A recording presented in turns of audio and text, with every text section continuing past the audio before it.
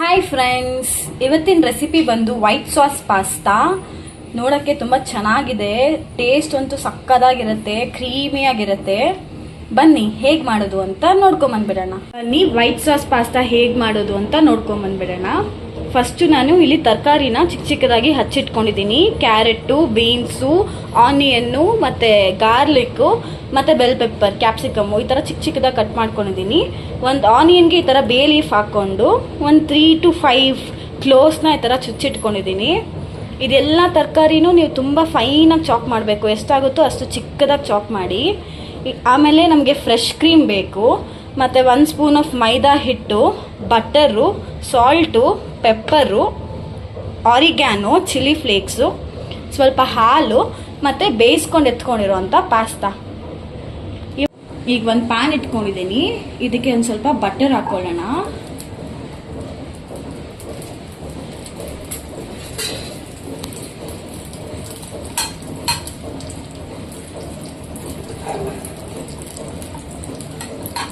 ಈ butter melt ಆಗಬೇಕು.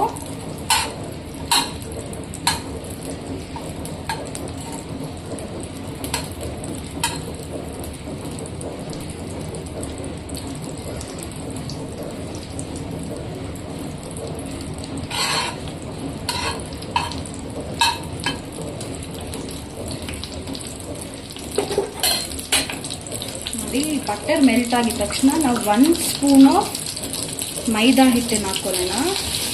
ನಾವು ಬೇರೆ ಏನು ಪ್ರಿಫರ್ ಮಾಡಲ್ಲ, ಯೂಶಲಿ ಮೈದಾ ಹಾಕ್ಕೊಳ್ಳಿ. ವೈಟ್ ಸಾಸ್ ಪಾಸ್ತಾಗೆ ಮೈದಾನೇ ಹಾಕ್ಕೋಬೇಕು. ಹಾಕ್ಕೊಂಡು ಒಂಥರ ಸ್ಯಾಂಡ್ ಕನ್ಸಿಸ್ಟೆನ್ಸಿ ಬರಬೇಕು, ಆ ಥರ ನೀವು ಇದನ್ನು ಹುರ್ಕೊಳ್ಳಿ.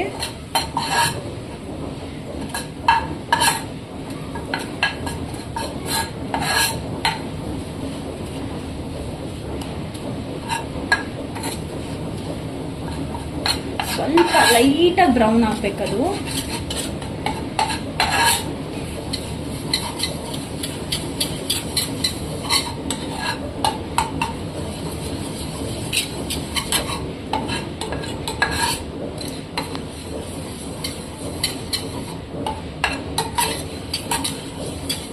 ನೋಡಿ, ಈ ಥರ ಬ್ರೌನ್ ಆಗಿದ ತಕ್ಷಣ ಇವಾಗ ನೀವು ಮಿಲ್ಕ್ ಆ್ಯಡ್ ಮಾಡ್ಕೋಬೋದು.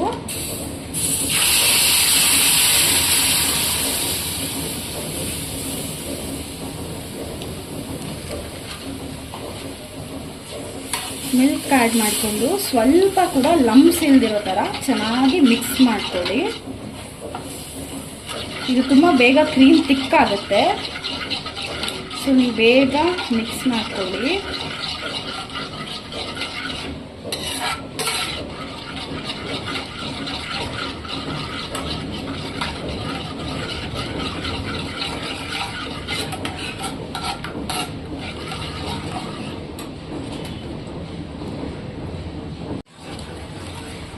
ನೋಡಿ, ಎಷ್ಟಾಗುತ್ತೋ ಅಷ್ಟು ಲಂಪ್ಸ್ ಇಲ್ದಿರೋ ಥರ ನೀವು ಚೆನ್ನಾಗಿ ಮಿಕ್ಸ್ ಮಾಡಿಕೊಂಡು ಒಂದು ಕುದಿ ಮಾತ್ರ ಬರಬೇಕು, ಜಾಸ್ತಿ ಬೇಯಬಾರ್ದು. ಜಸ್ಟ್ ಒಂದು ಕುದಿ ಬಂದರೆ ಸಾಕು, ಇಲ್ಲಾಂದರೆ ಒಂಥರ ಅಂಟಂಟು ಥರ ಆಗಿಬಿಡುತ್ತೆ. ನೋಡಿ, ಒಂದು ಕುದಿ ಬಂದಿದೆ ಸಾಕು. ಇವಾಗ ನಾವು ಆನಿಯನ್ನು ಮತ್ತು ಇದನ್ನು ಬೇ ಲೀಫ್ ಹಾಕೊಂಡಿದ್ದೀರಲ್ಲ, ಇದನ್ನ ಇದ್ರೊಳಗಡೆ ಹಾಕೋಣ. ಜಸ್ಟ್ 1 ಸೆಕೆಂಡ್ ಬಿಡಬೇಕಷ್ಟೇ ನೀವು.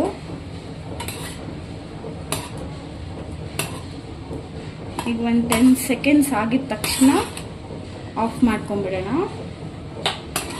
ಇದನ್ನು ನೀಟಾಗಿ ನೀವು ಒಂದು ಸ್ಟ್ರೈನರಲ್ಲಿ ಸ್ಟ್ರೈನ್ ಮಾಡ್ಕೊಂಡ್ಬಿಡಬೇಕು, ಬಿಸಿ ಇದ್ದಾಗಲೇ. ಆ ಲಂಪ್ಸ್ ಏನಿರುತ್ತೋ ಅದೆಲ್ಲ ಹೋಗ್ಬಿಡ್ಬೇಕು.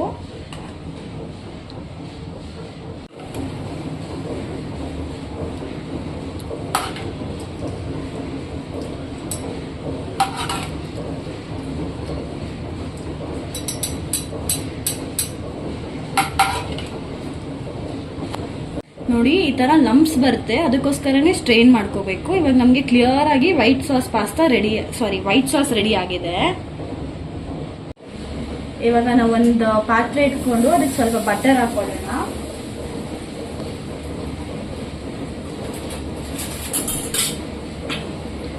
ಈಗ ಬಟರ್ ಮೆಲ್ಟ್ ಆಗ್ತಿದ್ದಂಗೆ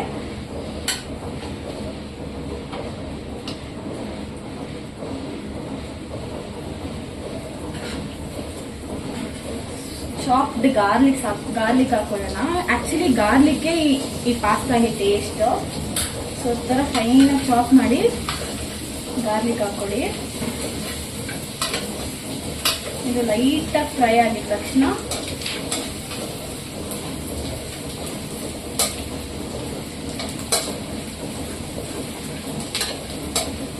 ನಾವು ಚಿಕ್ಕದಾಗಿ ಹಚ್ಚಿಟ್ಟಿರುವಂತ ಆನಿಯನ್ಸ್ ಹಾಕೊಳ್ಳೋಣ.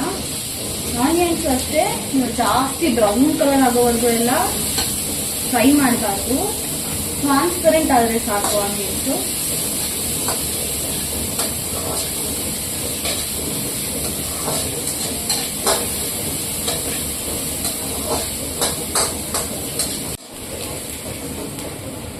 ಇವಾಗ ನೋಡಿ ಈರುಳ್ಳಿ ಲೈಟ್ ಆಗಿ ಟ್ರಾನ್ಸ್ಪರೆಂಟ್ ಆಗಿದೆ. ಇವಾಗ ನಾವು ಕದ್ದಿಟ್ಟಿರುವಂತ ತರಕಾರಿಗಳು ಹಾಕೊಳ್ಳೋಣ.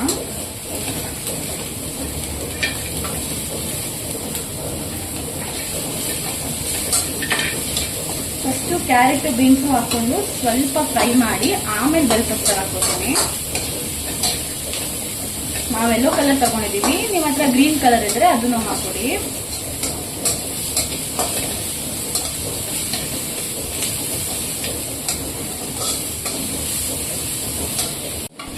ಈಗ ಒಂಚೂರು ಸಾಲ್ಟ್ ಹಾಕೋಣ. ಸ್ವಲ್ಪ ಬೇಗ ತರಕಾರಿ ಎಲ್ಲ ಬೇಯುತ್ತೆ. ಇವಾಗ ಸ್ವಲ್ಪ ಕ್ಯಾಪ್ಸಿಕಮ್ ಹಾಕೊಳ್ಳೋಣ. ಇವಾಗ ಸ್ವಲ್ಪ ಪೆಪ್ಪರ್ ಹಾಕೊಳ್ಳೋಣ.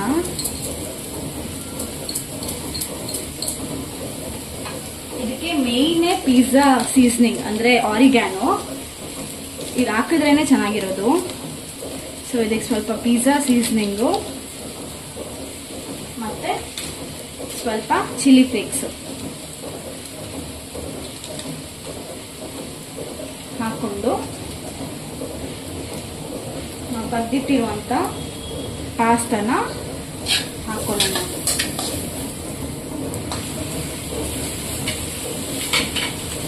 ಅದಕ್ಕೆ ಚೆನ್ನಾಗಿ ಮಿಕ್ಸ್ ಕೊಟ್ಕೊಳ್ಳಿ.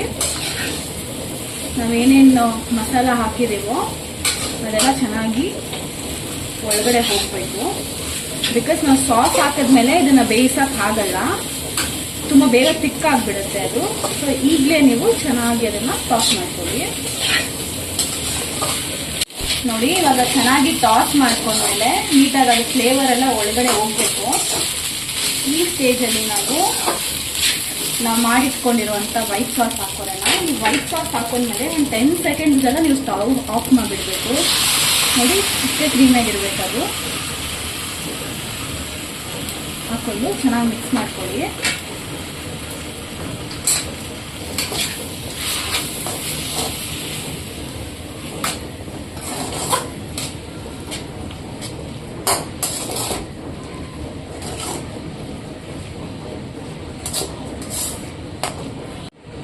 ನೋಡಿ ಇವಾಗ ಹಾಕೊಂಡಿದ್ದಾಯ್ತು. Stove off ಮಾಡ್ಕೊಂಡ್ಬಿಡಿ. ಇಲ್ಲ ಅಂದ್ರೆ ನಾವು ಮಾಡಿರೋ ಸಾಸ್ ಗಟ್ಟಿ ಆಗ್ಬಿಡುತ್ತೆ. ಈಗ ಲಾಸ್ಟ್ ಸ್ಟೇಜಲ್ಲಿ ನೀವು ಒಂದು 3 tablespoon fresh cream add ಮಾಡ್ಕೋಬೇಕು. ನೋಡಿ ನಾನು ಅಮೂಲ್ ಫ್ರೆಶ್ ಕ್ರೀಮ್ ಯೂಸ್ ಮಾಡ್ತಿದ್ದೀನಿ. ನೀವು ಒಂದು 3 tablespoon fresh cream use ಮಾಡ್ಕೊಳ್ಳಿ.